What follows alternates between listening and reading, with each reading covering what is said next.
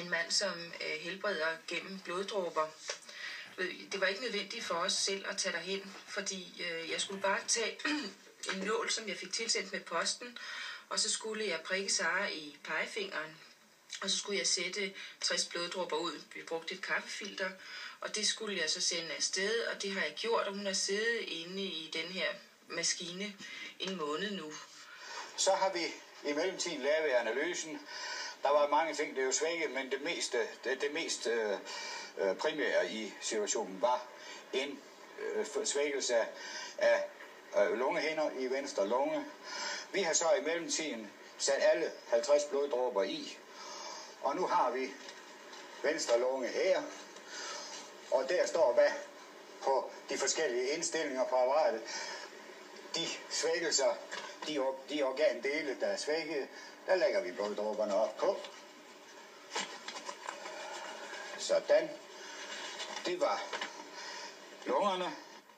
Helbredelse via bloddråber på kaffefiltre, som via et smut i atmosfæren kan helbrede en lungelidelse. Tidsmaskinen tillader sig at være lidt skeptisk. Men det er der ingen grund til. Nu vil mange jo sige, hvorfor kan det virke på lang afstand?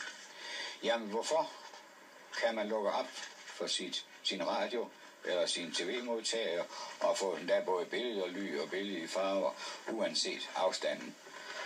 Og der er der ikke noget i vejen, og det er der sådan set heller ikke her, fordi at de sender, vi bruger, som sender normal frekvensen igennem blodkrystallerne, vil det kun ramme den person, der er ophav til blodkrystallerne.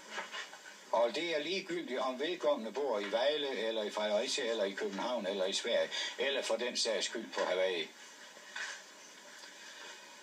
Men det kan være svært at forstå for mange. Men det er sådan set en enkel form for radiofoni.